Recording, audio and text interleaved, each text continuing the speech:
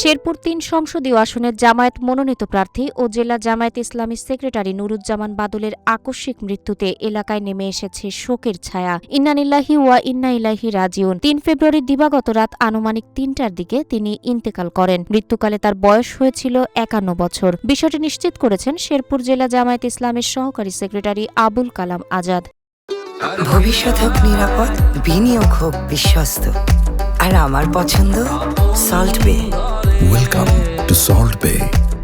পরিবার সূত্রে জানা যায়, মঙ্গলবার রাত 10:30টার দিকে হঠাৎ শ্বাসকষ্টজনিত সমস্যায় গুরুতর অসুস্থ হয়ে পড়েন নুরুজ্জামান বাদল। তাৎক্ষণিকভাবে তাকে শ্রীবর্দী উপজেলা স্বাস্থ্য কমপ্লেক্সে নেওয়া হয়। অবস্থার অবনতি হয়, পরে দ্রুত ময়মনসিংহের একটি বেসরকারি হাসপাতালে নেওয়ার সিদ্ধান্ত নেওয়া হয়। কিন্তু ময়মনসিংহে নেওয়ার পথে রাত 3টার দিকে শহরের প্রবেশমুখ ব্রিজ এলাকায় পৌঁছালে তার শারীরিক অবস্থার মারাত্মক অবনতি ঘটে এবং সেখানেই তিনি শেষ নিঃশ্বাস ত্যাগ করেন। মৃত্যুর বিষয়টি নিশ্চিত করেন তার ভাই মাসুদ। এদিকে বাংলাদেশ জামায়াত ইসলামের অফিসিয়াল ফেসবুক পেজে প্রকাশিত শোক বার্তায় জানানো হয়, তিনি কিডনিজনিত রোগে ভুগছিলেন। নুরুজ্জামান বাদলের মৃত্যুতে রাজনৈতিক অঙ্গন সহ স্থানীয় নেতাকর্মী ও সাধারণ মানুষের মধ্যে গভীর শোকের সৃষ্টি হয়েছে। দলীয় নেতারা তার রুহের মাগফিরাত কামনা করেছেন এবং শোক সন্তপ্ত পরিবারের প্রতি গভীর সমবেদনা জানিয়েছেন।